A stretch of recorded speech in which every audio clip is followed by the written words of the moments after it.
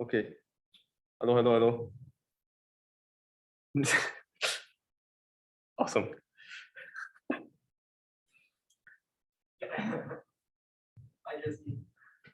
Okay, yeah.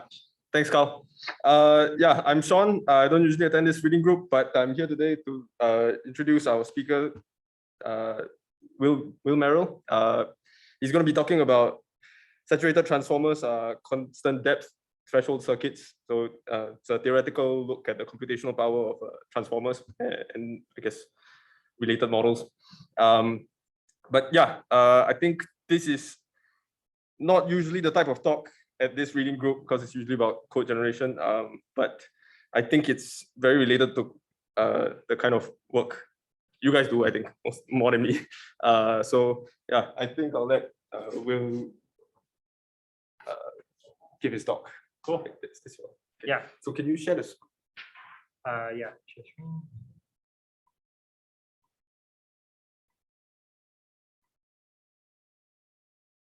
All right. Yeah. Okay. Cool. Thanks. Yeah. So thanks for the introduction. So the paper I am presenting today was originally called Saturated Transformers are Constant Depth Threshold Circuits. This joint work with Ashish Sabharwal and Noah Smith at AI2.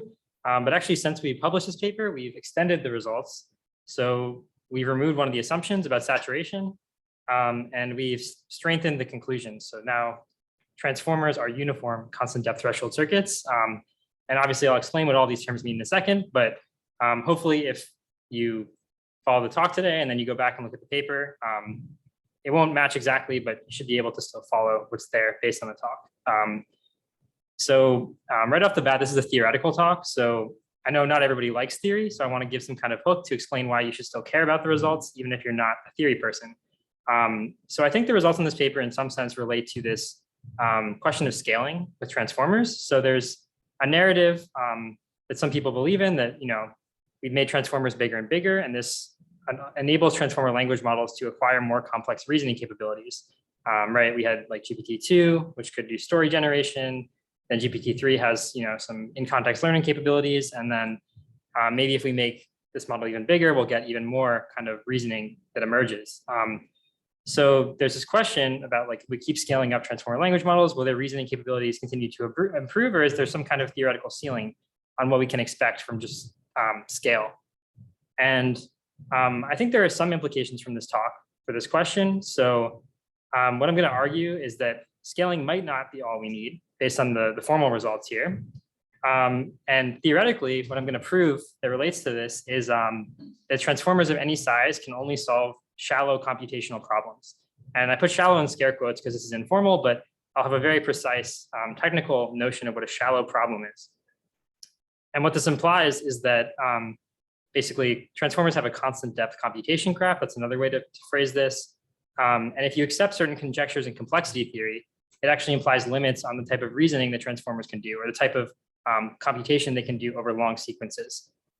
So that's kind of the informal summary of what the results in this paper are. There's another interpretation of the results in the paper, which is kind of just trying to open the black box of transformers. So basically, what we're doing is trying to develop a computational model of the type of algorithms that a transformer can implement. So what are the primitive operations that it can do? And if you aggregate these operations, what kind of problems can be solved? That's kind of the research question. And a promise is by the end of the talk, basically I'm going to describe this one simple operation called maj or majority that you can actually express all of the computation in a transformer in terms of this basic operation over binary strings. So yeah. So to give some background for this line of work, I'm going to talk a bit about similar line of work that I and other people have done analyzing RNNs and trying to figure out what kind of computational model exists inside RNNs. So as background, there's this Chomsky hierarchy in computer science of kind of different types of languages defined in terms of how complex their grammars are. So you have the regular languages in the middle, then the context-free languages, and then you have higher, more complex classes above that. And one question you can naturally ask is, do RNNs kind of fit in this hierarchy? So RNNs look like this. They're defined by basically a transition function that maps a state and an input to a new state. Finite automata which define the regular languages, look like this. They also have a transition function that maps between states and based on tokens. And it turns out that under certain theoretical assumptions, these two things are actually equivalent. So the hidden states in RNN are basically the same as finite states. And this means that RNNs kind of act like finite automata. So if we wanted to place them in the Chomsky hierarchy, we get this characterization. In the middle, they correspond to kind of the weakest class in this hierarchy. Now, it turns out that other kind of more complex variants of neural nets like LSTMs are more powerful than simple RNNs. So there's this nice work from Gail Weiss that shows that basically they can recognize context-free languages like A to the n, B to the n, because their memory can do this thing called counting. So rather than acting like a finite state, it can kind of grow as the sequence gets longer. So for example, on this example, it's matching the pattern A to the n, B to the n by counting up for A and counting down for B, which gives you this triangular pattern. And the result of this capability is that if you try to show LSTMs in the Chomsky hierarchy, they actually occupy a larger set than RNNs. So they contain all regular languages, but they also branch out into the context-free languages and even into some context-sensitive languages, kind of cross-cutting the hierarchy. So this is a nice result because it shows that there's like a difference in power between these architectures, and when we train them in practice, we actually get different behavior based on the characterization. So the natural question, obviously no one, you have a question? Yeah. Yeah, I don't know what the policy question is, but is there some result that RNNs, oh, yeah. Oh. This game again. Hello. Okay, that worked. Yeah, thanks. When you say that LSTMs are a superset of, or a larger complexity class than RNNs, Yeah. isn't there some result that says like RNNs are Turing complete? Is there a different Yes. sense? So that's this. Yeah. So the assumptions you make change your conclusions quite a bit. So if you have infinite precision and infinite runtime, you can get it. You can simulate a Turing machine with an RNN. But if you assume bounded precision and you assume that it runs like one step per input, then you get this equivalence to finite automata. So yeah, I'm glossing over a lot of details here. Like there's a lot of work on this question going back to like the 90s. Yeah. Yeah. So I'm wondering. Okay. Is it on? Yes. So I'm wondering, how are you like n could go potentially infinity, right? So Yeah. how would you be able? How does the memorization, the counting work in an LSTM that allows the, like, I'm assuming you're assuming finite precision here. Yeah, so so- we're not exactly assuming finite precision. Okay. We're assuming saturation, which is kind of a similar assumption. Basically, the assumption is just that the activation functions are thresholds. So with an LSTM, you can actually have more than finite precision. Your memory can grow with the sequence length under this assumption. But there's some details that go into this. But yeah, I hope that answers the question. Yeah. Any more questions about RNNs, or can I keep going? Okay, cool. So that's kind of a brief, not fully satisfactory discussion of the results for RNNs, but the natural question is, what about transformers? Because nowadays that's really what people use. So it'd be nice to give some kind of characterization in similar terms about transformers. But immediately we run into a problem, because if we want to compare transformers to the Chomsky hierarchy, there's no autoregressive structure here. So the Chomsky hierarchy is built around these autoregressive machines like finite automata or like pushdown automata. And in a transformer, you don't have any left to right structure as you're processing the sequence. You just have structure kind of forward in depth. So it's unlikely that you'll be able to prove anything about containment between like a class of transformers and a class of automata. But it does turn out basically what a transformer is doing is parallel computation over a sequence. So you have different computations happening in parallel at different positions. And this looks a lot like a circuit, which is a different model of computation in theoretical computer science that people have analyzed. And that's kind of the direction we're going to pursue here. We're going to compare transformers to circuits to understand their capabilities rather than comparing them to automata. So that motivates a detour into circuit complexity theory. which is a somewhat obscure branch of theoretical computer science that not too many people really know about, but it's relevant here. So what is circuit complexity theory? It's basically the theory of computational hardness when you have parallelism. So normal complexity theory deals with, when you have a Turing machine and you have bounded resources, what kind of problems can you solve? Here we're thinking about not Turing machines, but a model computation where you can do things in parallel. And kind of the most general definition of a parallel model computation is a circuit, because it can do multiple things at the same time. So the questions that people ask in this field are generally like, how complex are the circuits needed to solve some problem? So what is a circuit then? A circuit is basically a directed acyclic computation graph, kind of like pictured on the left, where the input nodes are generally bits, so 0 or 1. The internal nodes are basically logical functions like and, or, and not. And then if you kind of feed the inputs through the internal nodes, you get an output, so 0 or 1. And just to give one example of how this works, like you can put the inputs at the variable nodes, then you compute these like nodes at depth 1, and then you can compute the nodes at depth 2. And then you treat this final output as what the circuit computes on this input. So how do you measure complexity of a circuit then? One of the general notions that people use is circuit depth. So this is the longest path from the input to the output. So here the depth is 2, because basically you can draw a path that goes from any of the inputs to the OR node and with depth 2. And the reason why this is a good notion of complexity is because it basically corresponds to runtime. So if you imagine we had a perfectly parallel implementation of the circuit where we did everything as soon as it was possible to do it, it would run in time proportional to the depth.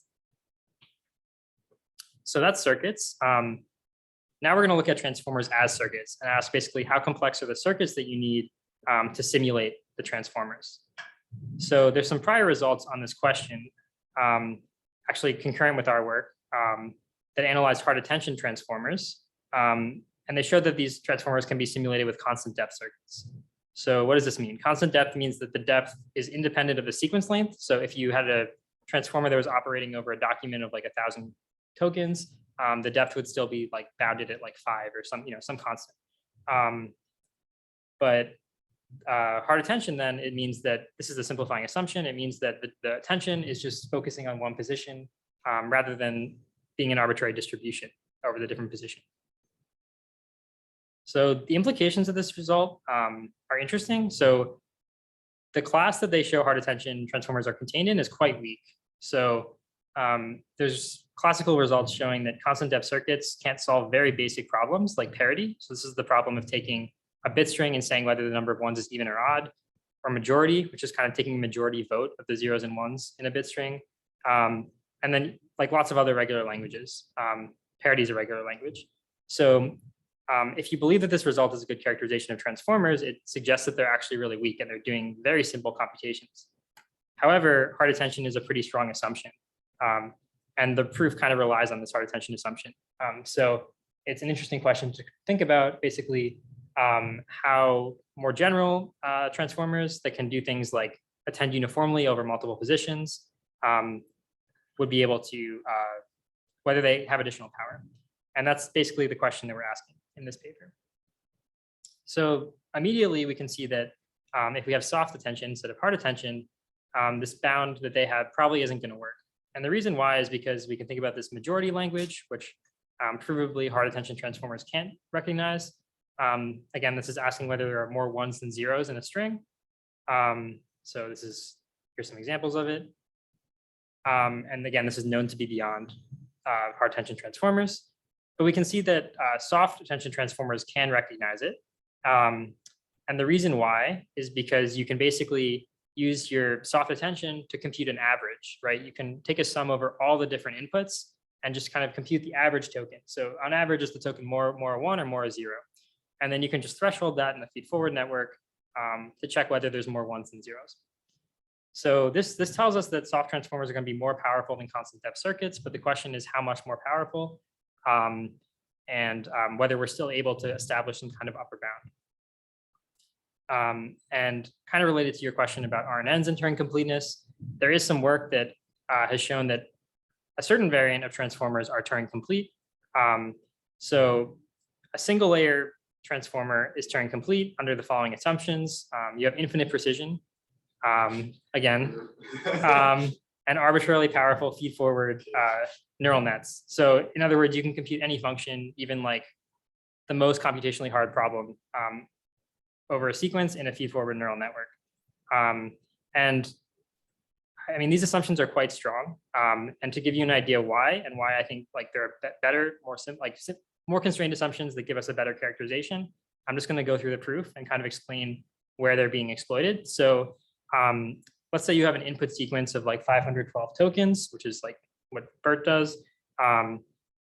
What this construction does to show Turing completeness is it squashes all of those inputs into one position. So now every single column in the transformer, which is a bounded length vector, encodes like that full sequence losslessly. And then it just uses the feed-forward network as an oracle to compute like any function of that input. So this feels like a kind of impractical construction because like in practice, we don't think you can cram a whole like really long sequence into a vector. And we don't think that this feed-forward network, like even though maybe it's a universal approximator, it's not actually going to be able to compute anything, any arbitrary function of like a sequence. So to kind of constrain that setting a little bit, we introduce a single assumption in this paper on transformers that kind of constrains what they can do in a realistic way, we believe. So basically, we assume that the transformers have log precision. What I mean by this is that all the values in the transformer have log n bits of precision when they're processing a sequence of length n. Log n might seem like a kind of arbitrary assumption, but we think it actually makes a lot of sense. So the reason why is because this is enough precision to encode positional like pointers, basically. So you can encode the positional encodings in the first layer. And in the later layers, you can continue to encode positional encodings or pointers to other positions in the sequence. And this is really useful if you want to do distributed computation, because you can say like, oh, look at that value and check its output, something like that. On the other hand, it's not enough to fully pull the input sequence into one value. So if you wanted to do this construction from the last slide where you take 512 tokens and you cram them into one vector, that would require order n precision, not order log n precision. So this precision assumption immediately prevents that thing which we felt was kind of unrealistic, but still allows the kind of like distributed computation strategies within the transformer. It's also a standard assumption for analyzing like streaming algorithms or sorting any kind of computation over lists of integers. So it's kind of theoretically nice in that sense. So with that assumption, what is the upper bound that we're able to show? Basically, what we prove in this paper is that log precision transformers can be simulated by constant depth threshold circuits. So before, for hard attention transformers, the result was that they could be simulated by constant depth circuits. Now we're adding this additional qualifier of a threshold circuit. So what does that mean? Well, a threshold circuit is kind of the same thing as a normal circuit, except we also allow this additional gate in the computation graph. So this gate called MAJ, which basically computes the majority function as an oracle. So remember that majority was this problem that is beyond constant depth circuits. So if you add it as an additional operation within constant depth threshold circuits, you get a more powerful class because it can do everything that standard circuits can do, plus like it can use this other problem beyond standard circuits to solve other problems as well. So again, this is just a majority vote of all the input bits. So if it gets a 0, 1, and a 1, it returns 1. And yeah, it's more powerful than standard circuits. So to understand why this is true, I can just go through the proof sketch briefly.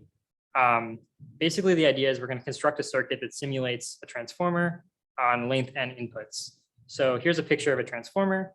Abstracted a little bit, you have like scoring functions that compare like compute attention over scores over all the inputs, then you average those inputs according to their weights, and then you apply a feed-forward network over it. Our argument is that basically all of the unary or binary operations in this graph can be done with a constant depth standard circuit, similar to for hard attention transformers. So you can replace these blocks with the circuit. The averaging can be done with the threshold circuit. So this is the part that for hard attention, this was easy to compute with a standard circuit, but now that we're doing this summing over multiple positions, you need to use a more complex circuit to be able to compute this. And now if you kind of consider this whole thing to be one circuit by just composing the subcircuits, you get one threshold circuit that computes this whole transformer layer. And because the depth is constant, the depth of the whole model is constant depth as a circuit. So yeah, basically threshold circuits are all we need if you want to borrow that line. Another thing we show about these circuits is that they're uniform. And this is kind of a very technical thing that it's useful to compare these circuits to other classes of formal languages. Basically, what uniform means is that the circuits for different values of n, so if you have a transformer of size 20 versus a transformer of length 30, the circuits that simulate those two transformers are not going to be too different. And formally, what we're showing is that these threshold circuits are log space uniform, which means that there's a Turing machine which constructs them in log space. The details of this proof are not really that important, but it's useful because it allows us to compare the expressiveness of these transformers to other classes like P or L, or like the context-free languages even. So what are those implications about the computational model of transformers? Well, basically what we proved is that the transformer computation graph can be in principle rewritten in terms of a polynomial number of majority gates with constant depth, which is kind of interesting because that's like a pretty constrained way of expressing the computation, all in terms of this one operation.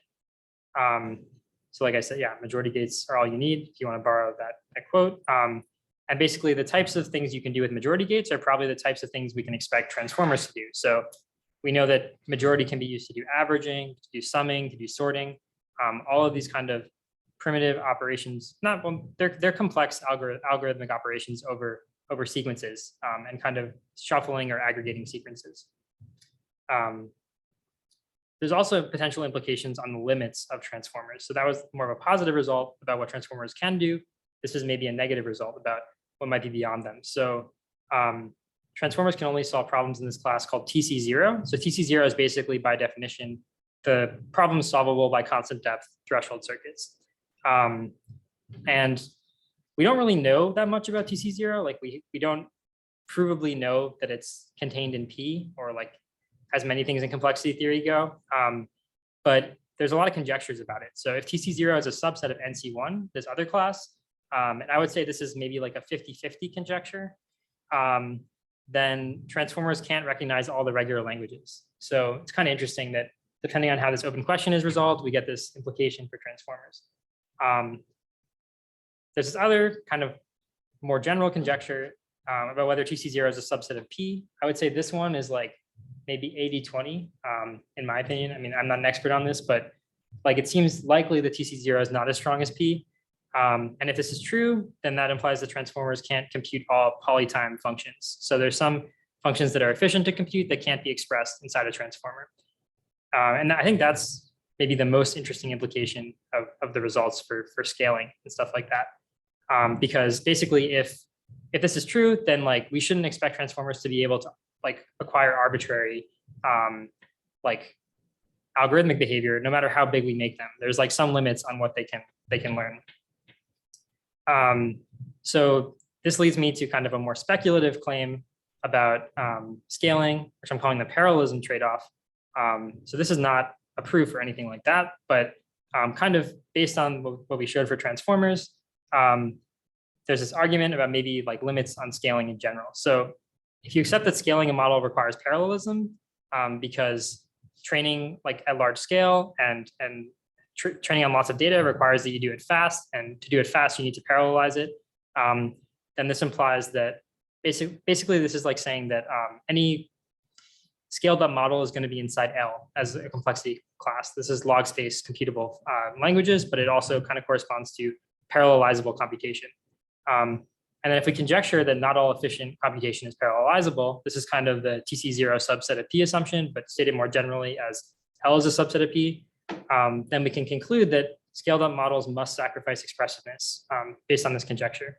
So in other words, because parallelizable computation is not the same thing as efficient computation, and scaled up models need to be parallelizable, we can't expect all efficient computation to be representable inside like a large scale language model. Again, this is super speculative, but I think it's kind of a informal like version of the like very precise formal arguments we're making for transformers. So again, it kind of relates to this big question about whether scaling up is like the right way to build systems with complex reasoning, or whether it will just lead to kind of like good, but maybe like shallow systems. Yeah, so that's kind of the end of the main results, but we also have this little thing about instruction following, which is a positive constructive result. So I want to conclude with that. So basically we show that transformers can execute instructions encoded as threshold circuits. What I mean by this is if you have an input, let's say 5, 10, 4, just a list of numbers, and then you write an advice circuit that describes what the transformer should do with this input. So maybe it kind of encodes the program, add the numbers, then return true if it's even, the sum is even.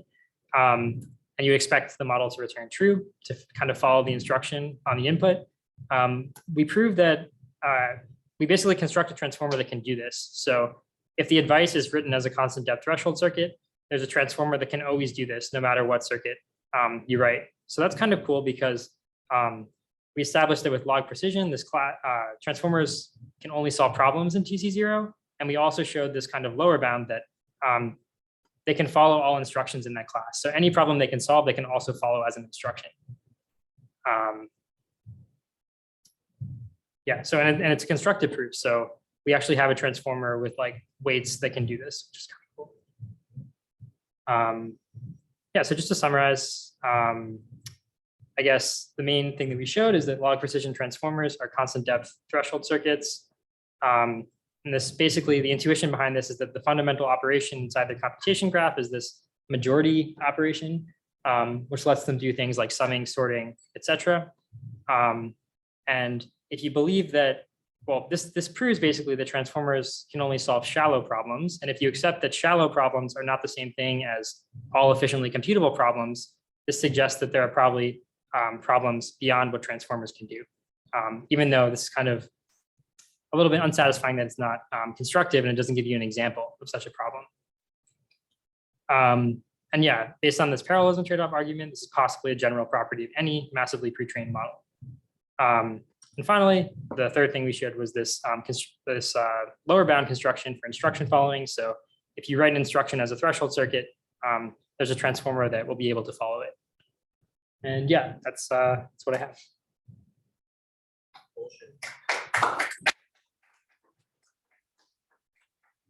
So,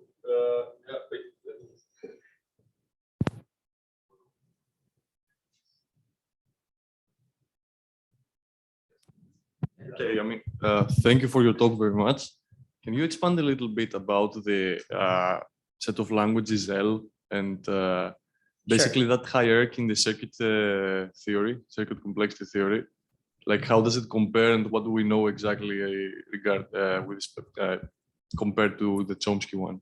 Sure, yeah. So this is like the circuit hierarchy, or at least one view of it. So these classes don't nicely like overlap with Chomsky classes. There are some, so for example, the regular languages are contained within NC1, which is this kind of class below L, that's known. And the context-free languages are somewhere above L.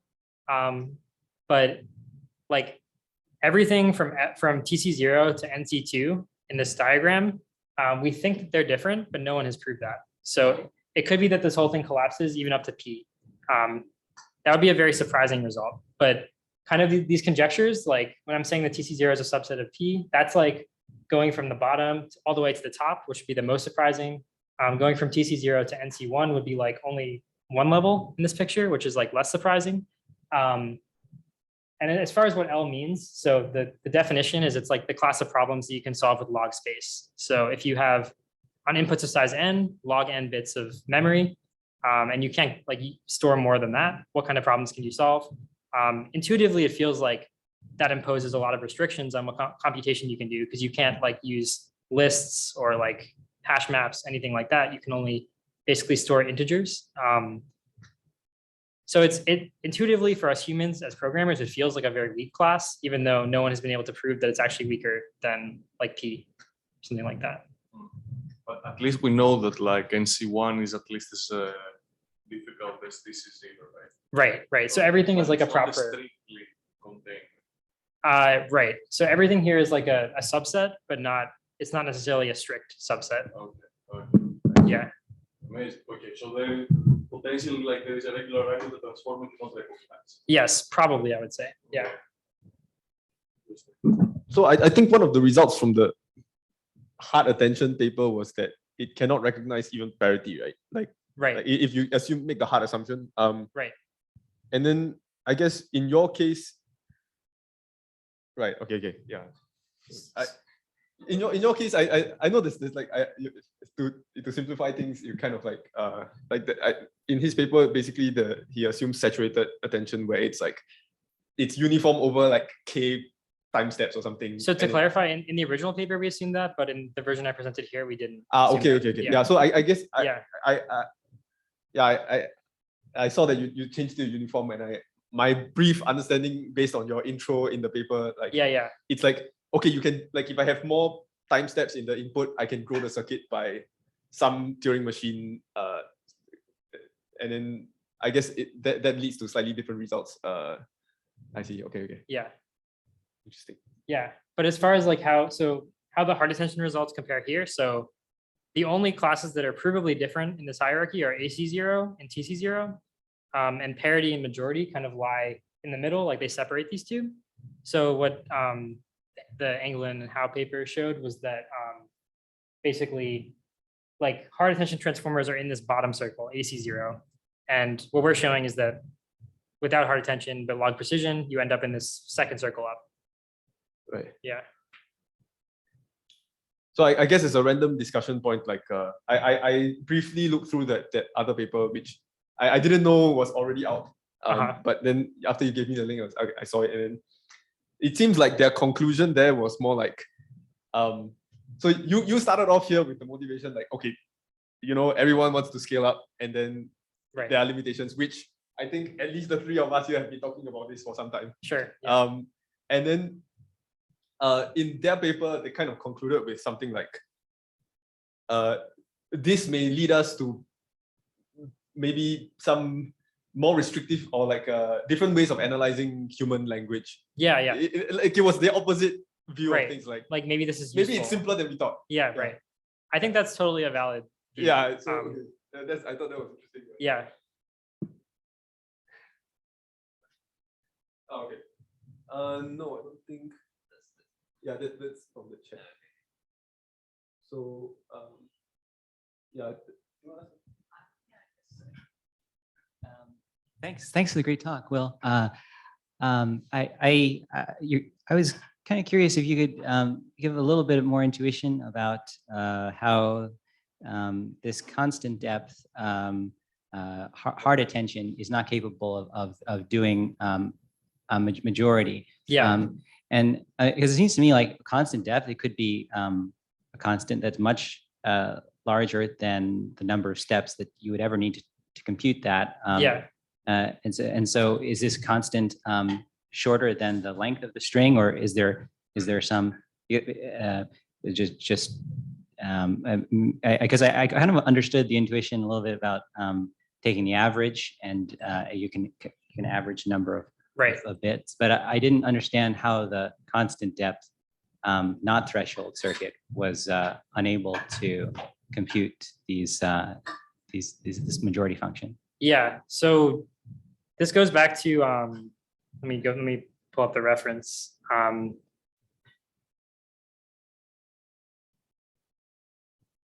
So this citation here, First et al. 1984. So they're the ones who proved that this is impossible. And the proof is like very involved. But basically the intuition, what they show is that if you want to solve a problem like majority or parity with a constant depth circuit, you're going to need that circuit to be exponentially large in the input length, which is like you're encoding basically all of the possible inputs. Exactly. Your circuit just needs to encode like every possible input. I think some of these proofs look a lot like the initial neural networks, like, oh, we can do like universal approximation, but the hidden layer is crazy. Yeah. So I guess one detail that I glossed over here is that for a circuit to be all these circuit classes are defined to have polynomial size. So the number of gates in the circuit has to be polynomial, and Okay. the number of inputs Okay. to make it like efficiently computable. Yeah. And yeah, with parity or majority, you would require an exponential width at Uh-huh. constant depth. I see. Yeah, that makes sense. Or maybe an exponential depth at a constant width, or Well, no. So if you wanted to do it in constant depth, Uh-huh. the width would need to be exponential. You basically need to do every possible. You need to like kind of consider. It's basically like a brute force kind of construction where you're doing every possible, like you're checking whether it equals every possible input in parallel, and then you're just like finding the one that it does equal. Okay. Yeah, yeah. I have to check that out. And you also mentioned this this class L. Yep. A little bit about it's a subset of the context-free languages, and it may or may not contain the regular languages completely. I find that a little surprising because there's these results that show you can exactly compute like these regular, you can compile the regular language down to Boolean matrix. And similarly for the context-free case, there's this algorithm that it's polynomial, a Valiance algorithm, right? That does this in a Boolean circuit. That it's polynomial in the size of the length of the string. Okay. And so I'm just curious, what do you think the hard attention transformer restriction? And I mean, you talked about this threshold operation, and that adds some extra complexity. I mean, it's one big circuit, but then you add some little ones inside. Why is that? Why would you suspect that not to be able to recognize the regular languages? Like what would the pathological case, I mean, it would be there, if you could maybe speculate a little bit. Yeah, so I think that's a good question. I guess the hard thing with regular languages is that like you can get really non-trivial kind of like sequential dependencies. Like with parity, for example, if you flip any one of the bits, it changes the output. So you need to kind of be sensitive to every single bit in the sequence, which is why it's hard for hard attention. Going further, like fundamentally what we're showing is like there's this like really like strong parallelism that exists in the transformer. So anything that's like sequential is going to be hard. Anything that requires like waiting on the output of the previous computation before you can compute the next one. And finite automata, even though they're simple, they can like do really complex sequential things. Like your transition function can encode the fact that like when I'm in this state, like you can change your state based on what you've seen in the past, and that changes like the future computation dramatically. Yeah, I guess that. So there you show that there's some worst case or some upper bounds. Do you think about lower bounds at all? Is that something that you think people working on transformers should, or is it relevant? Yeah, so I think it's very interesting. The only lower bound we have is this instruction following one. It's kind of hard to show lower bounds without this like advice circuit, just because I don't know, it gets messy, and like, but there are some interesting conjectures in the literature about lower bounds for transformers. Like, there's this paper from Bada Mishra et al. That suggests that star-free regular languages. So all regular languages that are not star-free might be doable by transformers. That might be a lower bound, but star-free is where the difficulties begin to emerge. Star-free is basically just this condition on like how many clean stars can be used inside the regular language. And it turns out that like the simpler ones have fewer stars, the more complex ones have more stars. And they have experimental results that suggest that like, at least for learnability, transformers can have a much easier time learning the star-free ones. are the ones with lower star depth. Interesting. Yeah. Thanks. Yeah. Does that connect? Like, is that really okay? Does wait? If it's star free, does it mean there's finite No. strings in the length? Okay. So that's a good question. So it seems like it should, but they extend the basic operations to include complement. So you can take a complement to get an infinite language. Oh, I see. Yeah. I see. So you're just okay. That seems kind of. It's kind of weird, yeah. It's but- like, oh, I can recognize this, therefore it's not in the set. Yeah, Right. yeah, Okay. yeah. Okay. I see. Okay. Yeah. I don't have much question. I guess. Like okay. Hello, thanks for the talk. I was wondering whether you could say a few words about what happens during training. Does the circuit depth evolve over time? Does it like get larger towards an asymptotic value of the entire circuit, or does it not? Yeah. I think that circuit depth is something that's fixed as a hyperparameter. That would be, I mean, it's hard to say, but my guess would be that circuit depth kind of corresponds to the depth of the transformer. Like in this instruction following case, like we're able to show that basically the depth of if you want to simulate a circuit of depth D, you need a transformer of depth 2D. So there's like a very tight link between how deep the transformer is and how deep the circuit depth is. But I think you might have like the right intuition that like at the beginning of training, if some of the layers are doing nothing, then that's kind of like lowering the effective depth. And maybe like once you've learned good initial layers, like then you can learn the later layers. So you are kind of increasing towards the true depth as you train. But I'm not, I don't, that's just a guess. I don't know. Sure. So at the end, you also presented a result where you sort of modified the depth with like a prompt at the beginning. So would you like assume that something similar is happening with like fine tuning, prompt tuning, and so on? Right. So actually here, so we're not changing the depth, we're changing the width. So the depth of the transformer is the same across the whole input, and the depth of the circuit remains the same. But we are like, my question is like, yeah. Are you changing the effective depth of like the threshold circuit by adding the prompt? So I would say no. We are changing. So what we're doing is we're changing the width. So one of the difficulties with showing lower bounds is that the width of a circuit can be polynomial in size, and it's hard to fit a polynomial number of things into a transformer because there's like only a finite number of parameters. So by kind of unrolling, by increasing the width of the input to like be the width of the input plus the width of the circuit. I see. So like the extra processing you use in the extra tokens gives you the width. Right. But it does give you this additional computational power. In this case, it doesn't change the depth, but it changes this other complexity resource for circuits, which is the width. And would you expect the computational power to increase more when you increase depth over width? I would say so. Okay. But that's just an intuition. Yeah. Yeah, I'm just curious about what happens when we sort of do pre-training and then fine-tuning. Because to me, intuitively, what we want to do in pre-training is to like create an effective depth that's as high as possible. And then when we fine-tune, we just like take subsets of the DAG that we only need. Right. Do you think that predicting the next token is a good task for this? Or are there other? Yeah. Okay. So there's a couple interesting questions there. I think one is about this idea that you want it was more like a ramble. But yeah.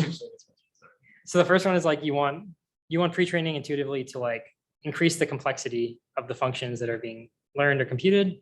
And the second question is about like whether the objective of pre-training is the right one. So for the first question, there is some interesting work from Michael Hahn showing that if you measure complexity in a different way, this notion called sensitivity, which is also from kind of circuit complexity theory, he actually came up with a way to estimate the sensitivity of a neural network and found that at initialization, transformers have very low sensitivity, but after pre-training, they have high sensitivity. And if you fine tune them, they'll like have higher sensitivity than they would if you just train them from scratch. So it's kind of formal, like it's basically he found exactly the intuition you were describing, that like there is some like kind of more complexity after you pre-trained a model compared to before.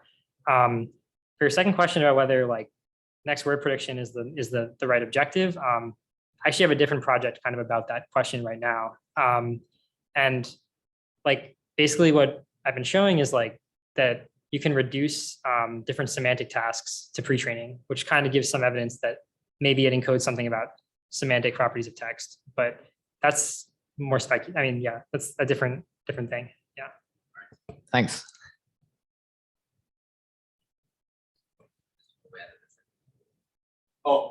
Oh, questions? I don't see anything. Yeah, it's just from.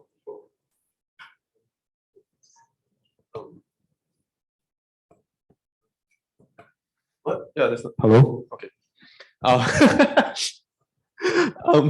Yeah. So I guess maybe it's slightly related to what you're asking. So like if let's say okay, so I guess you've seen the universal transformers. Yeah. So if you had a scheme like that increased depth linearly according to the input, would you I mean theoretically this that where it is in the hierarchy should just go up, right? Definitely. Yeah. I see. Okay. So I think like yeah, that's definitely one way to increase the complexity. I guess like there's another question, which is like, is it good to increase the complexity that much? Because that like makes the size of the hypothesis space much larger. So yeah, okay. So it's unclear like what the right, like whether that like that would definitely improve the expressiveness, but whether that's a good thing is less clear. Then I guess maybe slightly tangential, like yeah, there's I guess there's a subfield in like automata theory, like algorithmic learning, you know, like algorithmic learning theory. Yeah. So are you doing any of that kind of analysis, or I know that's a bit more crazy for like things like transformers or circuit complexity.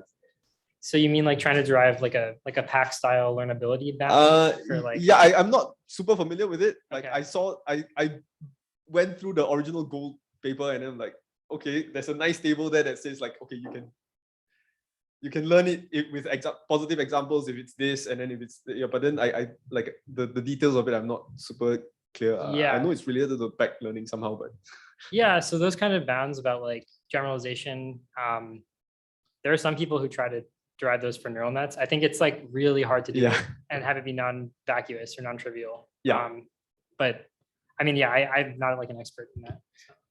So, so I don't is there any questions from the online audience? I guess no one's asking anything. So if not, thanks Will, and